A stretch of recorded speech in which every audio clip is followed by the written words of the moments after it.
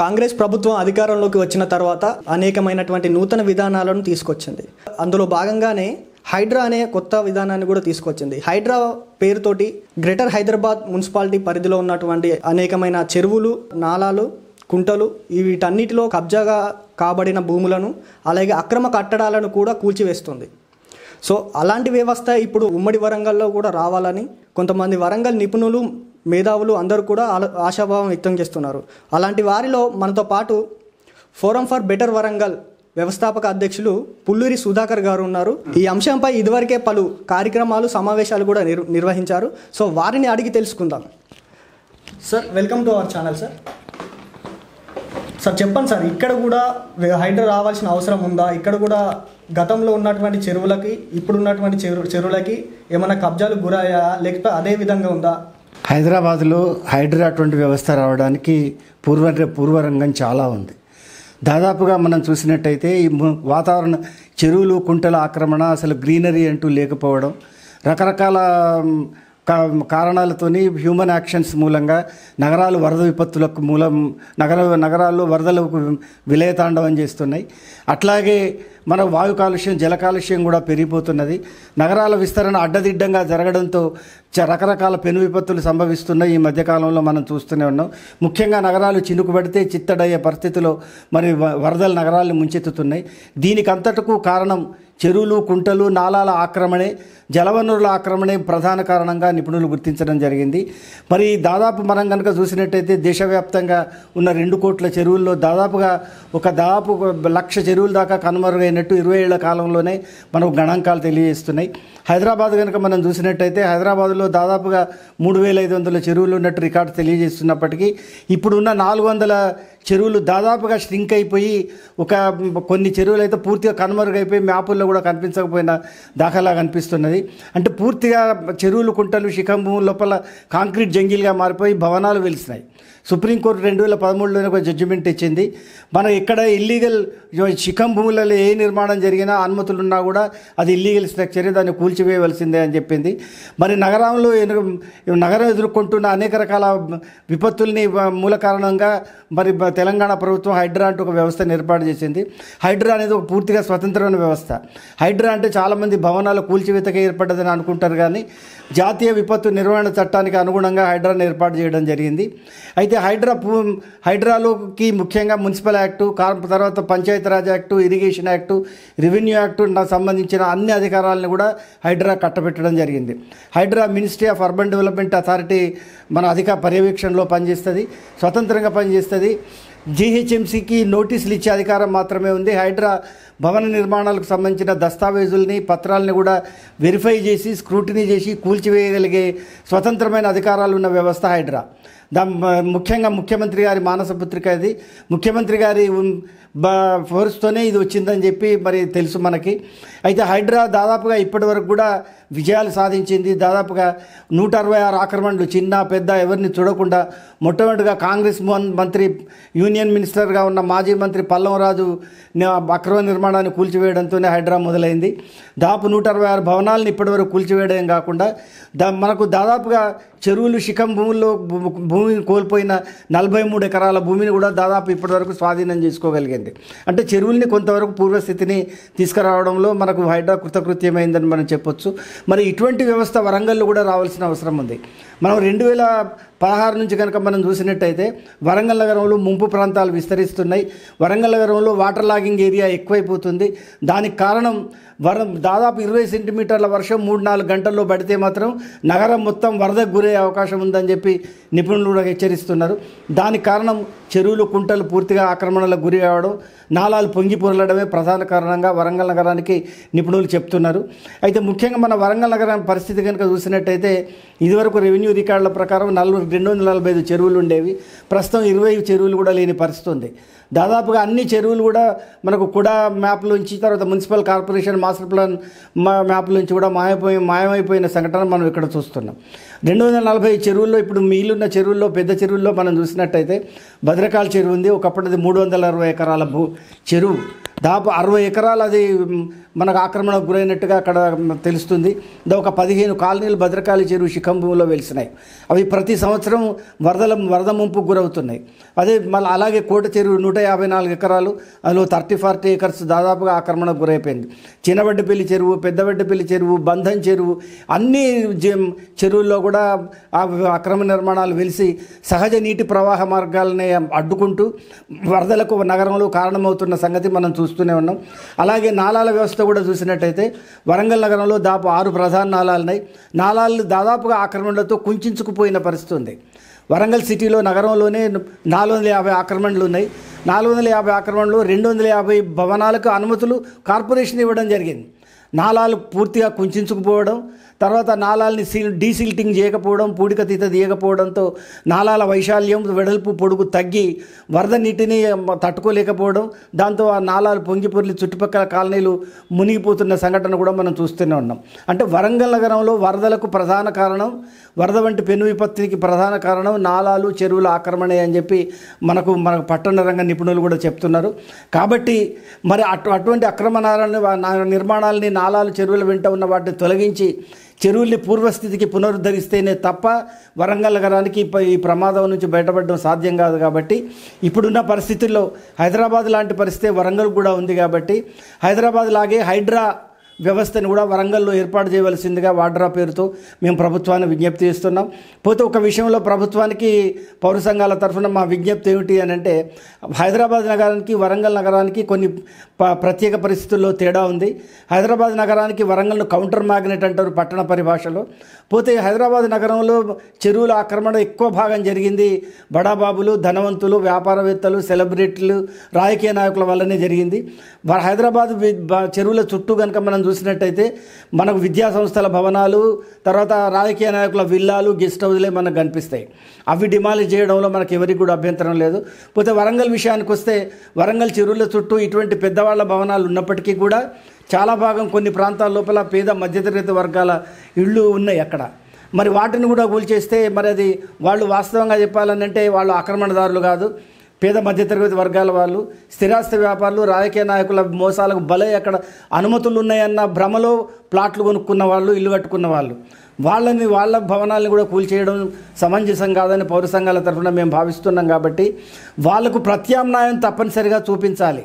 మేము ఇటు చెరువుల ఆక్రమణలను వ్యతిరేకిస్తున్నాం, హైడ్రా లాంటి ఏర్పాటును స్వాగతిస్తున్నాం. వరంగల్లో తప్పనిసరిగా అక్రమ నిర్మాణాలను కూల్చేయవలసిందే అని చెప్పి పౌర సంఘాల తరఫున విజ్ఞప్తి చేస్తున్నాం. దాంతోపాటుగా మరి పేద మధ్యతరగతి వర్గాలకు కూడా వాడ్రా వ్యవస్థలో ఒక ప్రత్యేక నిబంధనలు ఏర్పాటు చేయాలని చెప్పి మేము కోరుతున్నాం. అట్లాగైతేనే మరి ఇటు బ్యాలెన్సింగ్ అదొక బ్యాలెన్సింగ్ యాక్ట్ అవుతుంది. ఇటు ప్రధాన ఆక్రమణని తొలగించాలి, తర్వాత పేద మధ్యతరగతి వర్గాలకు న్యాయం జరగాలి, చెరువులు పునరుద్ధరింపబడాలి. ఈ 3 వ్యవస్థల మధ్య ఒక సమగ్రమైన సమతులన ఉంటే తప్ప మన ఈ సమస్యకు పరిష్కారం కాదని భావిస్తూ ముఖ్యమంత్రి గారికి ఈ విషయంలో మేము మా పూర్తి మద్దతును తెలియజేస్తూ హైడ్రాని స్వాగతిస్తున్నాం. మీ చర్యని పౌర సంఘాలుగా మేమందరం హర్షిస్తున్నాం. అటువంటి వ్యవస్థను వరంగల్లో కూడా ఏర్పాటు చేయవలసిందిగా మేము ప్రభుత్వాన్ని కోరుతున్నాం. సార్, ఇంతకీ హైడ్రా అంటే ఏంది, దాని యొక్క పని విధానం ఏంటి, దాని స్వభావం ఏంటి సార్? హైడ్రా పూర్తి ఫుల్ ఫామ్ ఏంటిది? హైడ్రా అంటే Hyderabad disaster response asset protection and monitoring agency అంటే హైడ్రా. వరంగల్లో అటువంటి వ్యవస్థను మనకు వస్తే Warangal disaster response asset protection and monitoring agency Wadra అని చెప్పి మనం పిలుస్తాం. జనరల్ హైడ్రా అనేది మినిస్ట్రీ ఆఫ్ అర్బన్ డెవలప్మెంట్ కింద ఏర్పాటైన సంస్థ. ఇది వాస్తవంగా దీనికి ఈడీ అండ్ విజిలెన్స్ ఎన్ఫోర్స్మెంట్ నుంచి పుట్టిన సంస్థ. ఇది వాటి మరో రూపమే హైడ్రా. అయితే ఈ హైడ్రాకి ప్రభుత్వం కూడా జీవో 99 ద్వారా, దానికి చట్టబద్ధత లేకున్నప్పటికీ జీవో 99 ద్వారా హైడ్రాకు స్వతంత్ర వ్యవస్థను ఏర్పాటు చేసి హైడ్రాకు విశేషమైన అధికారాలు ఇచ్చింది. హైడ్రా అంటే చాలామంది భవనాల కూల్చివేత మాత్రమే అనుకుంటారు, కానీ హైడ్రా భవనాల కూల్చివేతే కాదు, చాలా విస్తృతమైన పరిధి ఉంది హైడ్రాకి. అంటే ఎట్లా అంటే ముఖ్యంగా నగర జీవన నాణ్యత పెంచడానికి అవసరమైన మౌలిక వసతుల కల్పన అంటే విద్యుత్తు, తాగునీరు, ట్రాఫిక్ కంజెషన్, తర్వాత పర్యావరణ విధ్వంసం కాకుండా చూడడం, దాంతోపాటుగా చెరువులు, కుంటలు, నాలాల పరిరక్షణ, దాంతోపాటు ప్రభుత్వ స్థలాలు కబ్జా గురి కాకుండా చూడడం, తర్వాత మున్సిపల్ పార్కు లేఅవుట్ స్థలాలు కబ్జా గురి కాకుండా చూడడం, వాటిని తిరిగి పూర్వస్థితికి తీసుకురావడం లాంటి విశేషమైన అధికారాల విధుల్ని కూడా హైడ్రాకు జీవో 199 ఇచ్చింది. తర్వాత హైడ్రాకి మన భవనాలు కూల్చివేత విషయంలో మనకు భవన నిర్మాణకు సంబంధించిన దస్తావేజుల్ని పరిశీలించడం, ఎఫ్టీఎల్ని పరిశీలించడం, ఎఫ్టీఎల్ అంటే ఫుల్ ట్యాంక్ లెవెల్, చెరువుల ఫుల్ ట్యాంక్ లెవెల్ నిర్ధారించడానికి కావాల్సిన సూచనలు చేయడం, తర్వాత ఇరిగేషన్ డిపార్ట్మెంట్తో, రెవెన్యూ డిపార్ట్మెంట్తో, మున్సిపల్ డిపార్ట్మెంట్తో సమన్వయం చేస్తూ కార్యక్రమాల్ని సాగించడం, ఇటువంటి విశేషమైన అధికారాలని హైడ్రాకు మనకు ప్రభుత్వం కట్టబెట్టడం జరిగింది. అంటే ఒక రకంగా ఇది మున్సిపల్ వాడికి పారాస్టేటల్ అయినప్పటికీ కూడా చాలా ఈ హైడ్రా ఏర్పడడానికి ముఖ్య కారణం ఏంటంటే నగరపాలక వ్యవస్థలు ముఖ్యంగా అక్రమ నిర్మాణాలని అడ్డుకట్ట వేయడంలో విఫలమైనాయని చాలామంది భావిస్తున్నారు. వాస్తవానికి ఏంటిదంటే అక్రమ నిర్మాణాల కూల్చివేత ఇటువంటి అనేది కూడా మున్సిపల్ పరిధిలోనే ఉంటాయి. చట్టం కూడా మున్సిపాలిటీకి అటువంటి అధికారాలని కట్టబెట్టేది. కానీ టాస్క్ ఫోర్సు, సైక్లింగ్ ఫోర్సు ఇటువంటి ఎన్ని ఏర్పాటు చేసినా కూడా అక్రమ నిర్మాణాలు ఏర్పడకుండా చేయడానికి రాజకీయ నాయకుల ఒత్తిడి, ఉన్నతాధికారుల అవినీతితో అక్రమ నిర్మాణాలు పుట్టగొడుగులాగానే వెలుస్తూనే ఉన్నాయి. కాబట్టి దానికి మందు హైడ్రా లాంటి స్వతంత్ర వ్యవస్థ ఉంటేనే మంచిదని చెప్పి ప్రభుత్వం ఏర్పాటు చేయడం జరిగింది. కాబట్టి హైడ్రాకి మనకు చాలా విస్తృతమైన అర్థం ఉంది. భవిష్యత్తులో కూడా హైడ్రాకి ఒక చట్టబద్ధత కల్పించాలని కూడా ప్రభుత్వం ఆలోచిస్తుంది. హైడ్రా పరిధి ఇప్పుడున్న పరిస్థితిలో ఔటర్ రింగ్ రోడ్ వరకు ఉన్న గ్రామాలు, విలీన గ్రామాలు, పంచాయతీలతో అన్నీ కలిపి 2050 స్క్వేర్ కిలోమీటర్లు హైడ్రా పరిధి. ఔటర్ రింగ్ రోడ్డు దాటి కూడా విస్తరించాలనేది కూడా ప్రభుత్వం ఆలోచన చేస్తుంది. ముఖ్యంగా దాని చట్టబద్ధతను చాలామంది క్వశ్చన్ చేస్తున్నారు. దానికి ఏం అధికారం ఉంది హైడ్రాకు, చట్టపరంగా దానికి అసలు శాంక్టిటీనే లేదు కదా అని చెప్పి చాలామంది అంటున్నారు. కాబట్టి దాన్ని దృష్టిలో పెట్టుకొని ప్రభుత్వం హైడ్రాకి చట్టబద్ధత కల్పించే ఆ విషయం కూడా ప్రభుత్వం ఆలోచిస్తుంది. అటువంటప్పుడు నేను అనుకుంటా బహుశా హైడ్రా లాంటి వ్యవస్థలు జిల్లాల్లో కూడా ఏర్పాటు చేసి వాటన్నిటికి కూడా మనకు చట్టబద్ధత కల్పించే అవకాశం ఉంది. హైడ్రా తప్పనిసరిగా మరి కొద్ది రోజులే ఉంటుందా అని చెప్పి కొంతమంది కూడా భావిస్తున్నారు. కానీ హైడ్రా తప్పనిసరిగా ఇది నిరంతరం కొనసాగుతుంది. అక్రమ నిర్మాణాలన్నీ కూల్చివేయబడి చెరువులు, కుంటలు, నదులు పూర్వస్థితికి పునరుద్ధరించేదాకా హైడ్రాను కొనసాగించవలసిందిగా మేము ప్రభుత్వాన్ని కోరుతున్నాం. సార్, అదేవిధంగా వరంగల్ మున్సిపల్ కార్పొరేషన్ కూడా అక్రమ కట్టడాలను కూల్చివేసేటువంటి అధికారాలు ఉన్నాయి సార్. మరి ఎందుకు దీంట్లో మున్సిపల్ కార్పొరేషన్ ఎందుకు ఫెయిల్ అవుతుంది అనుకుంటున్నారు? వాస్తవానికి మనకు ప్రతి రాష్ట్రానికి ఒక పట్టణాభివృద్ధి చట్టం ఉంది. దాంతోపాటు బిల్డింగ్ కోడ్ ఉంది, నేషనల్ బిల్డింగ్ కోడ్ ఉంది, భవన నిర్మాణ నిబంధనలు ఉన్నాయి, సెట్ బ్యాక్స్ ఎట్లుండాలి, అలైన్మెంట్స్ ఎట్లుండాలి, భవన నిర్మాణాలని ఉల్లంఘిస్తే చెరువులు, కుంటల ఆక్రమణలు ఇటువంటి వాటితో పాటు ప్రభుత్వ స్థలాలలో కూడా నిర్మాణం చేస్తే ఎటువంటి చర్యలు ఉండాలి, ఎటువంటి శిక్షలు ఉండాలి, ఉల్లంఘనలకు ఏ విధంగా ప్రతికూల చర్యలు ఉండాలనేది కూడా చట్టంలో ప్రతి అంశం కూడా పొందుపరచబడి ఉంది, మున్సిపల్ యాక్ట్లో కానీ పట్టణాభివృద్ధి సంస్థల చట్టాల్లో కానీ. కానీ వాస్తవంగా ఆలోచిస్తే ఏం జరుగుతుంది? నగరపాలక సంస్థలు అంటే మున్సిపాలిటీల్లో ముఖ్యంగా మనకు ప్రజాప్రతినిధులు ఏర్పాటు చేసిన ఒక పాలకవర్గం ఉంది. దాంతోపాటు కమిషన్ లాంటి ఉన్నతాధికారులు ఉన్నారు. ఈ ముఖ్యంగా రాజకీయ నాయకుల ఒత్తిడి, స్థిరాస్తి వ్యాపారుల ఒత్తిడి, అధికారుల అవినీతి అక్రమ నిర్మాణాలు ఏర్పాటు చేయడానికి కారణమవుతుంది. చాలా చోట్ల మరి మున్సిపాలిటీలకు టాస్క్ ఫోర్సులు ఉన్నాయి, అలాగే సైక్లింగ్ ఫోర్సులు ఉన్నాయి అక్రమ నిర్మాణాలను కూల్చేయడానికి. కానీ అవి కూడా మన అక్రమ నిర్మాణాలని పెరగడంలో, అనుమతులు ఇవ్వకుండా నిరోధించడంలో సక్సెస్ కాలేకపోయినాయి, విజయం సాధించలేకపోయినాయి. కాబట్టి మనం ప్రత్యక్షంగా మనం చూస్తున్నాం. హైదరాబాదులో మరి జీడబ్ల్యూఎంసీ ఉంది. జీడబ్ల్యూఎంసీ ఏరియాలోనే దాదాపు 1,00,000 అక్రమ నిర్మాణాలు ఉన్నట్టుగా మనకు సర్వేలో గుర్తించడం జరిగింది. అదే హైదరాబాద్లో ఉన్న 1,200 నాలాల వెంట దాదాపు 28,000 అక్రమ నిర్మాణాలు ఉన్నాయని చెప్పి కిర్లోస్కర్ కమిటీ తేల్చింది. మరి వరంగల్లో 450 అక్రమ నిర్మాణాలు ఉన్నాయి నాలాల వెంటనే. అదే చెరువులు, కుంటలు పూర్తిగా కనుమరుగైపోయింది కూడా మనం చూస్తున్నాం. అంటే 20-30 ఏళ్లుగా నగరపాలక సంస్థలు అక్రమ నిర్మాణాలని అరికట్టడంలో, చెరువులు, కుంటల, శిఖంభూముల ఆక్రమణల్ని నిరోధించడంలో, నాలాలని పరిరక్షించడంలో, వాటికి ఎఫ్టీఎల్ ఏర్పాటు చేయడంలో, బఫర్ జోన్లు ఏర్పాటు చేయడంలో విఫలమైపోతుంది. కాబట్టి మరొక విశేషమైన స్వతంత్రమైన సంస్థ ఒకటి ఉంటే మంచిదనే ప్రభుత్వం ఆలోచించి హైడ్రా లాంటి వ్యవస్థను ప్రవేశపెట్టిందని మేము భావిస్తున్నాం. వాస్తవంగా చెప్పాలనంటే కొంతమంది అర్బన్ ఎక్స్పర్ట్స్ ఏం చెప్తున్నారంటే కుడా లాంటి సంస్థలు, హైడ్రా లాంటి సంస్థలు, ఈ సంస్థల కనుక ఏర్పాటు మున్సిపల్ అధికారాలకు వాస్తవానికి కత్తెర వేయడమే, స్థానిక స్వపరిపాలన సంస్థల్లో జోక్యం చేసుకోవడం అనేది మాత్రం వాస్తవం అయినప్పటికీ కూడా కానీ ఇప్పుడున్న పరిస్థితుల్లో స్థానిక సంస్థల వైఫల్యమే మరి ఇటువంటి సంస్థల ఏర్పాటుకు దోహదం చేసిందని చెప్పి మేము భావిస్తాం. హైడ్రా హైదరాబాద్ వరకే పరిమితమని సీఎం గారు అంటున్నారు సార్. అదేవిధంగా మీరు వరంగల్ మహానగరానికి కూడా అలాంటి సంస్థ ఒకటి కావాలని మీరు అనేకమైనటువంటి సమావేశాలు కూడా నిర్వహించారు. సో ప్రభుత్వం వైఖరి దీనిపై ఎలా ఉంటుంది సార్? హైడ్రా అనేది ఎట్లాగో హైదరాబాద్కి పరిమితం, ఎందుకంటే దాని పేరే Hyderabad disaster response research protection monitoring agency. అంటే ఇప్పుడు ప్రస్తుత సమస్య కూడా హైదరాబాద్లో విపరీతంగా ఉంది, తర్వాత వరంగల్లో ఉంది. తర్వాత చాలామంది అర్బన్ ఎక్స్పర్ట్స్ కూడా అన్ని జిల్లాల్లో కూడా ఇటువంటి కావాలని చెప్పి కోరుతున్నారు. చాలా జిల్లాల నుంచి కూడా నగరవాసుల నుంచి ఈ డిమాండ్ బలంగా వినిపిస్తున్నది. హైడ్రాకు మద్దతు పలుకుతూ మాకు కూడా ఇటువంటి వ్యవస్థ ఏర్పాటు చేయాలని చెప్పి చాలా జిల్లాల వాసులు కోరుతున్నారు, అలాగే ఎక్స్పర్ట్స్ కూడా కోరుతున్నారు. ఎందుకంటే ఈ నగర మనకు చెరువుల కుంటలు శిఖంభూముల ఆక్రమణ, పార్కు స్థలాలు, ప్రభుత్వ స్థలాల ఆక్రమణ అనేది ఒక హైదరాబాద్కే పరిమితమైన వ్యవస్థ కాదు. దాదాపుగా ప్రతి జిల్లాలో, ప్రతి నగరంలో, చిన్న పట్టణాల్లో కూడా ఈ వ్యవస్థ నెలకొని ఉంది, బలంగా నెలకొని ఉంది. దీని వెనుక రాజకీయ నాయకులు ఒత్తిళ్లు ఉన్నాయి. కాబట్టి ఇటువంటి వ్యవస్థ మాకు కూడా ఉంటేనే మరి మా నగరాలు కానీ, జిల్లాలు కానీ, పట్టణాలు కానీ బాగుపడతాయని చెప్పి నగరాల వాసులు బలంగా విశ్వసిస్తున్నారు. కాబట్టి ప్రభుత్వాన్ని ఒక రకంగా డిమాండ్ చేస్తున్నారు. మాకు ప్రభుత్వానికి మద్దతు ఇస్తూ హైడ్రా ఏర్పాటు పట్ల మాకు కూడా కావాలని అంటున్నారు.